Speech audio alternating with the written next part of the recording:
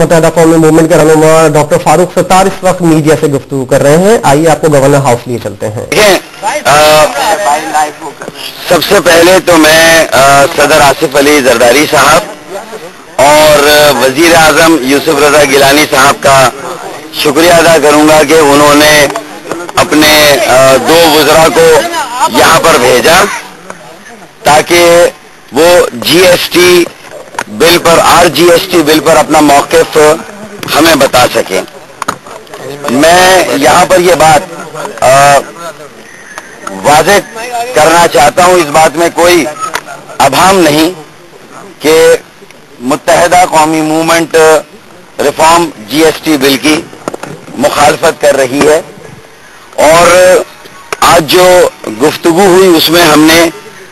मुखालफत, जो हमारी मुखालफत है उसकी वजूहात से आगाह किया दोनों वज़रा को और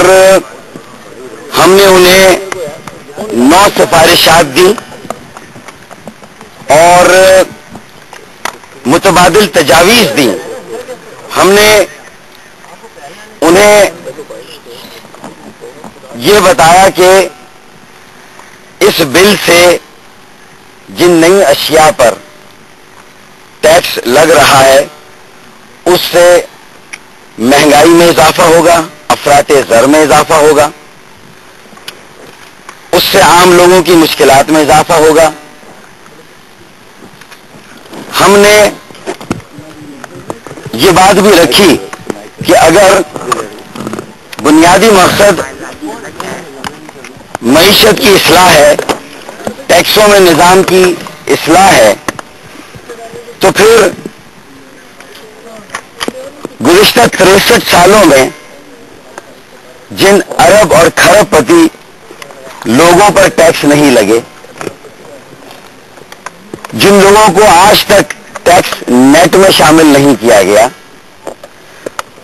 तो किसी भी रिफॉर्म, ये रिफॉर्म जीएसटी अगर है तो इस्लाह या इस्लाहात का मकसद तो ये है कि पहले तो आप उन लोगों को टैक्स नेट में लाए जो कि आज तक टैक्स नेट में नहीं आए हैं, जिन्होंने आज तक कोई टैक्स नहीं दिया है। हमने बहुत वजाहत के साथ और बहुत खुलकर यह बात रखी कि अगर माशी इस्लाहात का आगाज होना है, टैक्सों में जो नाइंसाफी और इम्तियाज है अगर उसे खत्म करना है तो सबसे पहले जो बड़ी ज़रूरी आमदनियां हैं उन पर, उस पर टैक्स लगना चाहिए। ज़रूरी आमदनी पर टैक्स लगाए बगैर आप कैसे मईशत की इस्लाह कर सकते हैं, कैसे आप टैक्सों के निज़ाम में जो नाइंसाफी और इम्तियाज है उसको ख़त्म कर सकते हैं। बात अगर हम गरीब की कर रहे हैं, अगर हम बात आम आदमी की कर रहे हैं, तो दुनिया का कोई भी माहिर माशियात है, इनडायरेक्ट जब भी लगा है, जनरल सेल्स टैक्स का जब भी निफाज हुआ है, उसका बोझ आम सारिफ पर, आम आदमी पर और एक गरीब पर पड़ता है। हमने 9 सिफारिशात देकर जो मुतबादिल हमने तजावीज़ दी हैं, हमने अपने हलीफ की कोर्ट में बॉल फेंक दी है, हुकूमत की कोर्ट में बॉल फेंक दी है, पाकिस्तान पीपल्स पार्टी की कोर्ट में हमने बॉल फेंक दी है। हम अब इस बात के मुंतजर हैं क्योंकि हमारी 9 सिफारिशात में जो सबसे अहम और जो पहली तजवीज़ थी, जो सबसे बुनियादी नुक्ता है, वो ज़रूरी आमदनी पर टैक्स का निफाज है। और जब तक हम समझते हैं कि ये नहीं होता, मईशत में इस्लाहात की जो बातें हैं वो मैं समझता हूं कि फिर वो हवा में हैं। अगर हम जेन्युइन रिफॉर्म्स चाहते हैं तो फिर 63 सालों से जिस शोबे में टैक्स नहीं लगा, जो लोग टैक्स नेट में नहीं है, अगर उनको टैक्स नेट में नहीं लाया जाएगा तो फिर एक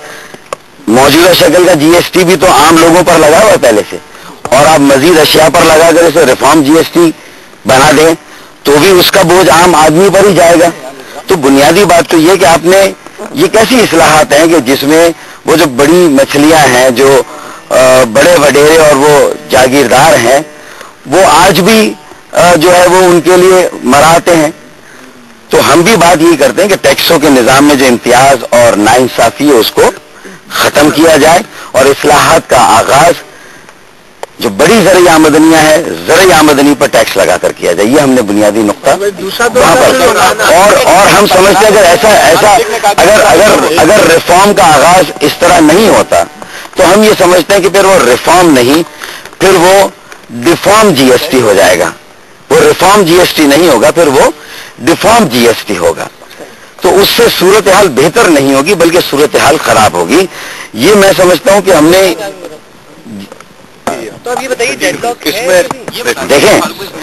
دیکھیں یہ ایک ایسی صورتحال ہے کہ جس میں آج پہلی مرتبہ ہمارے سامنے حکومت نے یہ موقف رکھا ہے اور اس بل پر جو ہے وہ ہماری سپورٹ جو ہے وہ ہم سے مانگی ہے, کیونکہ اس سے پہلے تو ہم کسی بھی مرحلے میں شامل نہیں تھے کہ آئی ایم ایف کے ساتھ چاہے مذاکرات ہوئے ہوں, بات چیت ہوئی ہو. جب سے اس طرح کے کسی ٹیکس لگانے کی بات کی جا رہی ہے ہم یہ سمجھتے ہیں کہ آج ہمارے سامنے یہ بات آئی ہے اور ہم نے اس کو جس حد تک سمجھا تھا ہم نے اس پر اپنی سفارشات تیار کی, ہم نے اپنی متبادل تجاویز دی ہیں, بہت ٹھوس تجاویز ہیں. فوری طور پر وسائل کو متحرک کیا جا سکتا ہے, فوری طور پر اسی معیشت میں اسی بجٹ میں کوئی 800 سے 1200 ارب روپے کے وسائل جمع کیے جا سکتے ہیں. ہم نے ایسی ٹھوس تجاویز دی ہے اور ہم نے 7 گھنٹے تک جو بحث و مباحثہ کیا ہے تو ہم نے جو ہے وہ بنیادی نکات پر بات کی ہے. اگر آپ وسائل بڑھانا چاہتے ہیں, اگر آپ ملک کی معیشت کو بہتر بنانا چاہتے ہیں تو گزشتہ 63 سالوں سے عوام پر ٹیکسوں کا بوجھ ہم منتقل کر رہے ہیں, عوام کو زیر بار کر رہے ہیں. مہنگائی, غربت, بے روزگاری, لوگوں کی زندگیاں جو ہے وہ اجیرن ہو گئی ہیں. میں سمجھتا ہوں کہ اب وقت آ گیا ہے کہ انہیں ہمیں کچھ ریلیف دینی چاہیے اور ہم نے جو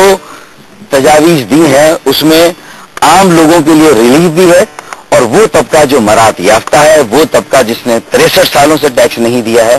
ہم نے اس طبقے پر ٹیکس لگانے کی بات کی. اس میں میں ایک چیز وضاحت کر دوں, سینٹ کی ہم نے ایک بات میں کر لوں کہ ہم نے جو قرضے ہڑپ کیے گئے ہیں بینکوں سے لے کر, ہم نے ان قرضوں کو واپس لینے کی بات کی ہے. الطاف بھائی نے اس سلسلے میں سپریم کورٹ کے چیف جسٹس کو خط لکھا. ہم نے کہا وقت آ گیا کہ اس پر اب عمل درآمد کیا جائے اور اس سلسلے میں جو قانون سازی کی جائے گی ہم اس کی غیر مشروط سپورٹ کریں گے. اور اس سے پہلے بھی واضح رہے کہ ہم نے ہمیشہ جو بھی حکومتی اقدامات رہے ہیں غیر مشروط ہم نے سپورٹ کی ہے اور ہم یہ سمجھتے ہیں کہ جو ہم نے مشورے دیے ہیں, جو تجاویز ہم نے دی ہیں, اس پر اگر اس پر عمل درآمد ہوتا ہے تو میں سمجھتا ہوں کہ یہ ہم حکومت کے دانا دوست ہیں. ہم نے بڑے اخلاص کے ساتھ انہیں یہ مشورے دیے ہیں اور ان کی بہتری کے لیے دیے ہیں کہ ہمیں عوام میں واپس جانا ہے. ہمیں جو ہے وہ ہماری یہ جو معیشت ہے اس کی رفتار اور سست روی کا شکار ہوگی. گزشتہ سالوں سے جو سالانہ جو ترقی کی شرح نمو ہے وہ بہت کم رہی ہے اور اس ایسی معیشت کو جو ابھی جو ہے وہ دوبارہ اٹھنے کی کوشش کر رہی ہے, اگر اس کو اس طرح جو ہے وہ ٹیکسوں کے بوجھ تلے جو ہے وہ آپ اس کو ڈالیں گے تو وہ معیشت تو سنبھل نہیں سکے گی. تو میں سمجھتا ہوں کہ ہم نے بھی اپنے جو ماہرین معیشت ہیں ان سے مشورے کیے ہیں اور ہم نے 18 کروڑ عوام کا مقدمہ ہم نے پیش کیا ہے. تو میں سمجھتا ہوں کہ اب دیکھیں کہ ہمیں ہمارے جو حلیف ہیں, ہمارے جو دوست ہیں, وہ کیا جواب دیتے ہیں اور کس طرح ہماری تجاویز پر عمل درآمد کرتے ہیں. تو اس کے اوپر آئندہ جو ہے وہ منحصر ہے. اس میں میں ایک وضاحت آپ کو کر دوں کہ سینٹ کی اسٹینڈنگ کمیٹی کے اندر جو ہے وہ متحدہ قومی موومنٹ کے جو سینیٹرز تھے हम लोगों ने अपनी सिफारिशात दी थी और उसमें हमने ये वजाहत की थी कि इसके अंदर जो अरबों रुपए का टैक्स वडेरे जागीरदारों से लिया जा सकता है, जो चीनी माफिया है जो अरबों रुपए बनाए उन्होंने अभी लूट मार करके, उनसे टैक्स लिया जा सकता है, और जो टैक्स नेट जो नहीं है इसके अंदर उनको उसमें लेके आया जाए, ना कि जो आम गरीब आदमी है, तनख्वाहदार तबका है जो इस बोझ तले मजीद दब रहा है। पहले ही महंगाई, बिजली, चीनी, गैस, पेट्रोल, डीजल, हर चीज महंगी हो रही है, आटा। तो इसके हवाले से जो तजावीज आज मुत्तहदा कौमी मूवमेंट ने दी हैं, उसमें हमारी जो सबसे बड़ी बुनियादी जोर था वो ये था कि आम आदमी को जो है उसकी तमाम ऐसी अशिया जो आम आदमी के इस्तेमाल में होती हैं उसके ऊपर से जो है फौरी तौर पर तो ये टैक्स कोई ना लगाया जाए। नंबर 2 ये कि जो असल जो पाकिस्तान को 62-63 सालों से खा रहे हैं वडेरे और जागीरदार, जिनके खरबों रुपए की सैकड़ों मुरब्बे जमीन और टैक्स उनका 4000 या 5000 है,